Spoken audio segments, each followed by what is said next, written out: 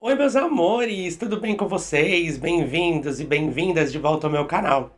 Meu nome é Pierre Rinco, conhecido na comunidade mágica como Tio Pi. Sou alto sacerdote de magia do caos e tarólogo. E hoje, meus amores, eu trago aqui para vocês um guia introdutório bem completinho para quem está começando, para quem está iniciando na magia, sobre um dos elementos mais importantes da magia do caos, que é chamado de gnose, gente. Então, se vocês assistirem esse vídeo até o fim, vocês vão saber o que é gnose, vocês vão saber para que a gnose serve, vocês vão entender como a gnose funciona e vocês vão saber como se chega nesse estado tão importante para a gente. Mas claro, antes eu tenho que pedir para vocês, não se esqueçam de deixar aquele like maroto no vídeo, não se esqueçam de se inscrever aqui no canal, de comentar o que vocês estão achando aqui desses vídeos do canal, de sugerir vídeos novos, né? Não se esqueçam de compartilhar esses vídeos com seus amigos e com as suas amigas em grupos de magia, compartilha para todo mundo. E ativar aquele sininho, né, gente? Ativa o sininho para vocês sempre receberem notificação do canal, tá bom? Agora sim, vem com o Tio Pi.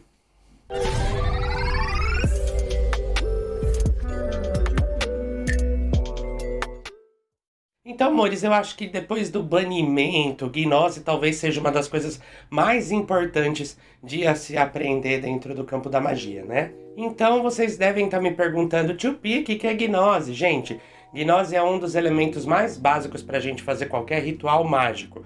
É um estado que é semelhante a um transe. Lembra muito um transe mesmo. É um estado de não pensamento em que a gente consegue silenciar o nosso consciente, que de maneira geral atrapalha muito os nossos processos mágicos. E isso é muito importante pra gente, silenciar a nossa consciência é muito importante. Claro que ser consciente é muito importante para uma magista e para um magista, né? A consciência, ela traz essa nossa percepção do mundo em que a gente vive, essa reflexão sobre os nossos atos, sobre as nossas ações, sobre a nossa posição no mundo, sobre a nossa posição enquanto cidadão no mundo. Então, todo mago, ele tem que ser muito consciente das suas atividades, ele tem que ser muito consciente mesmo do que ele faz ou deixa de fazer. No entanto, a consciência por si só é muito pouco útil dentro da magia. Na verdade, ela muitas vezes atrapalha o processo mágico. Então, diferente de alguns caminhos de magia mais popular, né, em que a gente acredita que só a nossa intenção dirigida e a nossa consciência pura é capaz de produzir informação, é capaz de produzir transformação, diferente disso, a gente tem o entendimento e o conhecimento que processos mágicos mais tradicionais, né, processos mágicos verdadeiros, dependem, na verdade, do silenciamento dessa consciência e não desse estado, desse estímulo à consciência, muito pelo contrário. E aí, para ajudar a gente, eu trouxe até um trechinho aqui do Peter Carroll, lá no Psiconauta, que fala assim claramente sobre isso. É um exemplo assim bem claro mesmo da explicação para vocês, tá? Vamos acompanhar o que o Peter Carroll fala. Embora o nível da consciência possa ser o fórum no qual refinamos os nossos métodos e as nossas teorias, e experimentamos muitos dos nossos momentos mais significantes, ele é muito pouco útil para realizar magia. Na verdade, quanto mais uma pessoa está centrada no nível da consciência, mais difícil é a magia para essa pessoa. O nível gnóstico é a verdadeira fonte dos poderes mágicos e estados místicos de consciência. Apesar do maremoto de absurdos verborrágicos que a experiência mística provoca no plano intelectual, é bastante simples definir exatamente o que é a gnose e como alcançá-la. Gnose é uma intensa consciência de algo, incluindo as ideias de eu e de nada. A maioria das emoções extremas, e não só as emoções agradáveis, podem iniciá-la, assim como um ato profundo de concentração focada em alguma coisa e somente nela. Magicamente, gnose é o estado que mais facilmente permite que a vontade e a percepção se estendam e toquem realidades além da mente. O conteúdo da gnose é bem menos interessante do que o que pode ser feito com ela.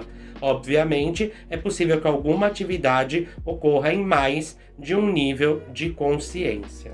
Dessa forma, a gente entende como a ativação de sigilo, ou a contratação de algum servidor, ou a preparação para um ritual, ela precisa necessariamente depender cada vez menos da nossa boa vontade, ou da nossa intenção dirigida, ou mesmo da nossa consciência, e muito mais desse estado de silenciamento, desse estado em que o nosso consciente finalmente se cala. E com isso a gente começa a entender para que serve a gnose. E aí, para explicar para que serve a gnose para vocês, de um jeito bem simples, sem nenhum tipo assim de uma fala rebuscada ou difícil, eu vou trazer exemplos para vocês. Então, imagina que eu, Pierre, quero fazer algum tipo de ritual para que eu seja, por exemplo, muito rico e ganhe 20 mil reais por mês. Vamos dar esse exemplo para vocês. Bom, eu formulo meu intento mágico. Eu quero ganhar 20 mil reais por mês. Eu coloco isso, inclusive, no tempo presente. Eu ganho 20 mil reais por mês agora. Então a gente já tem o intento e a nossa frase formulada, montadinha, pronta para o nosso ritual mágico, certo? Se eu for para o nível apenas, exclusivamente da consciência, essa ordem de que eu quero ganhar 20 mil reais vai ser debatida no meu consciente por vários Pierres diferentes. A gente tem um Pierre que é o Pierre ganancioso dentro de mim, que é um Pierre que fala Eu acho que 20 mil é até pouco, viu? A gente tem um outro Pierre que é o Pierre humilde, que fala dentro de mim. Nossa, mas 20 mil reais é muito, você não precisa de tanto. Aí a gente tem outro Pierre, que é o Pierre generoso, que pensa assim. Nossa, se eu ganhar 20 mil reais por mês, eu vou ajudar todas as pessoas que eu conheço. E aí a gente tem um Pierre egoísta, que é um Pierre que pensa. Nossa, o dia que eu ganhar essa bolada, eu vou sair do Brasil, minha filha. Eu nunca mais vou ver ninguém que eu conheça. Perceba como a gente tem dentro da gente várias e várias e várias pessoas. A gente tem várias vozes falando com a gente dentro do nosso consciente e todos somos nós, né? E todos esses Pierres são parte de mim, parte da minha personalidade, parte da minha luz, parte da minha sombra. O que acontece é que quando a gente bola um intento mágico e ele vai para a consciência, ele é debatido pela consciência. Né, o nível, essas vozes todas, esses Pierres todos discutem, dialogam e tentam chegar num consenso que muitas vezes nada lembra aquele seu desejo mágico inicial.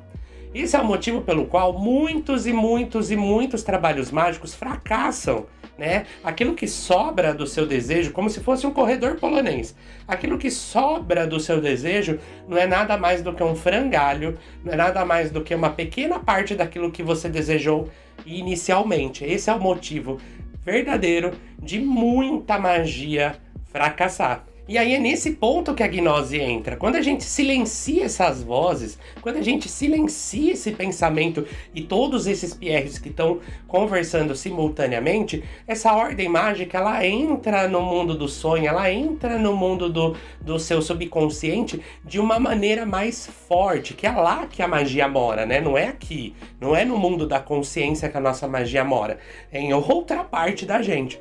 Então essa ordem mágica, quando a gente está em gnose, entra sem debate, entra sem muito diálogo, sem muita desconstrução. Por isso é tão importante chegar nesse estado, por isso que a gente trabalha tanto para silenciar nossa consciência. Um bom magista, uma boa magista é aquela que tem o domínio e sabe silenciar essa consciência para que ela não atrapalhe mais o nosso ritual. E aí vamos voltar lá para o Peter Carroll. Mais uma vez, vamos lá agora no Liber Lux do Peter Carroll, que ele fala o seguinte pra gente. Estados alterados de consciência são a chave para os poderes mágicos. O estado mental específico que é necessário tem um nome em todas as tradições, a não-mente. Para todo diálogo interno, passar pelo olho da agulha, Ain ou nada, Samadhi ou uma consciência unifocalizada. Nesse livro, esse estado é conhecido como gnose. É uma extensão do transe mágico através de outros meios. Métodos para atingir a gnose podem ser divididos em dois tipos. Método inibitório. A mente é progressivamente silenciada até que reste apenas um único objeto de concentração. No modo excitatório, a mente é elevada aos extremos da excitação, enquanto a concentração no objetivo se mantém. Fortes estímulos em um dado momento disparam um reflexo inibitório, que paralisam todas as funções, exceto a mais fundamental, que é o objeto de concentração. Dessa forma, a forte inibição ou a forte excitação acabam causando o mesmo efeito, a consciência unifocalizada ou a gnose. E com isso vocês veem, né, que o próprio Libernu e Psiconauta tratam muito disso, assim como o Mágica Visual, né, do Fries. Então vale muito a pena vocês lerem esses livros. Eu vou deixar aqui, aqui embaixo a bibliografia, os textos bonitinhos para vocês irem atrás dessa bibliografia para estudar e aprender. De toda forma, como vocês puderam observar até nessa leitura, a gnose ela pode ser então atingida, essa consciência ela pode ser silenciada através da superexcitação ou de um super relaxamento. Ou a gente silencia pelo relaxamento esse consciente que permite que a gente de alguma maneira chegue no nível, né, da inconsciência, ou a gente, pelo contrário, superexcita a nossa mente a tal ponto que o consciente precisa ser silenciado por conta de um turbilhão de coisas que estão acontecendo com a gente. Então, no geral, a gente vai atingir esse estado de gnose ou por um estado ou pelo outro, ou pelo superrelaxamento ou pela superexcitação. Então eu vou citar aqui para vocês elementos mesmo que o próprio Peter Carroll elenca pra gente, para que a gente consiga chegar na gnose, né? Vejam que a gente tem, portanto, o modo inibitório e o modo excitatório. No modo inibitório, a gente pode ter, por exemplo, transe mágicos, concentração, a privação do sono, o jejum, a exaustão, o olhar fixo. Até o uso de entorpecentes, muitas vezes, né, ele é utilizado para que a gente consiga introduzir um transe. E a privação dos sentidos, tá? Então, por exemplo, a meditação é um desses caminhos, né? A meditação acaba sendo um dos caminhos do método inibitório. A gente tem também o modo excitatório, né? Então a gente tem, por exemplo, a excitação sexual, né? Naquela hora do orgasmo, né? Aquele orgasmo forte, não pode ser um banal, aquele orgasmo mesmo forte, que a gente não consegue nem formular um pensamento naqueles segundos em que a gente está no orgasmo, são segundos em que o corpo ele tem tanta atividade, está acontecendo tanta coisa no nosso corpo, né? Que o nosso pensamento se silencia. É tanto hormônio, é tanta coisa para o corpo dar conta, que ele acaba a consciência acaba se silenciando.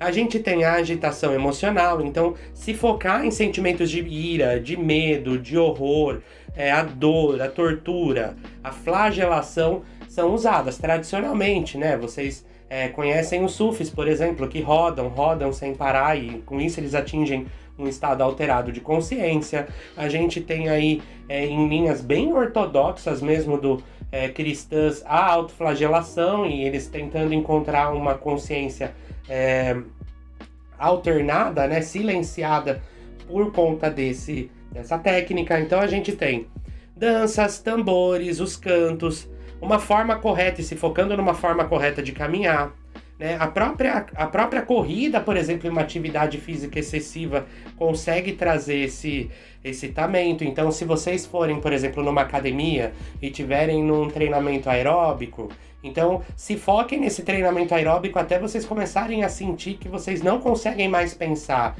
Provavelmente vocês vão estar em gnose, né? Possivelmente vão estar em gnose nesse momento, tá? Hiperventilação forçada, então é uma respiração extremamente rápida que começa a fazer você ao longo do tempo perder um pouquinho os seus sentidos, e a sobrecarga sensorial. Então, são técnicas que são colocadas, né, elementos que vocês podem trabalhar, e uma coisa vai servir para uma pessoa, outra técnica serve para outra. Tem gente que tem facilidade em entrar em gnose pelo orgasmo, tem gente que tem facilidade em entrar em gnose pela meditação, cada um tem seu caminho, o que serve para um pode não servir para outro, mas esses, de alguma maneira, são elementos básicos que podem servir aí para todo mundo, tá? Então, com isso, vocês conseguiram de fato, vocês chegaram até o fim desse vídeo, conseguiram de fato entender para que a gnose serve, o que ela é, como se chega nela, né? E entendem a importância que ela tem para o processo mágico. Então veja que ela é capaz de abrir os portões que separam o consciente aí do seu subconsciente, permitindo que a sua vontade entre sem nenhum tipo de atrapalhamento, fazendo com que a magia de fato aconteça para você. Então é isso, meus amores. Como vocês puderam observar, banimento e gnose são talvez os dois elementos mais importantes para a gente fazer qualquer tipo de trabalho mágico, né? É muito importante para a gente trabalhar dentro da magia do caos ou em qualquer outro metasistema que a gente domine esses dois estados, para que a gente tenha aí práticas mais efetivas e veja resultados aí muito melhores nos nossos caminhos. Esse foi um guia que é introdutório, é verdade, mas que vem ajudar e desmistificar e de uma maneira simples, com uma linguagem muito simples, explicar para todo mundo que está trilhando o caminho mágico como é que você pode se aprimorar, como é que você pode ser um magista ou uma magista um pouquinho melhor. Vale a pena ressaltar também para vocês que esse é um elemento básico, introdutório, né, a gnose, para que a gente converse nos nossos próximos vídeos sobre sigilos, como a gente faz sigilo, como ativa sigilo e sobre o uso dos servidores, né, os servidores mágicos que vocês gostam tanto. Então é essencial para a gente discutir servidores, a gente compreender, pelo menos nesse nível introdutório, que é gnose, como chegar nela e para que ela serve. Bom, meus amores, espero que vocês tenham gostado desse bate-papo sobre gnose. Espero que eu tenha conseguido aí trazer algumas informações novas, algumas técnicas, um pouquinho de informação aí mais popular, num jeito mais popular, de um jeito mais acessível para todo mundo. Se vocês gostaram, eu peço gentilmente que comentem aqui o que vocês acharam, comentem outras dúvidas ou inclusive tópicos para os próximos vídeos. Se vocês puderem deixar aquele like para mim, isso me apoia e, né, vocês mostram para mim que é isso que vocês querem ver aqui no canal. Se puderem compartilhar esse vídeo nas suas redes sociais, para os seus amigos, para as suas amigas, vocês vão me ajudar muito, tá, gente? Ativa o sininho para não perder notificação e não percam nenhum vídeo no canal, gente. Tem muita coisa boa que eu tô preparando para vocês. Então é isso, meus amores. Olha, um grande beijo para vocês e até a próxima. Tchau!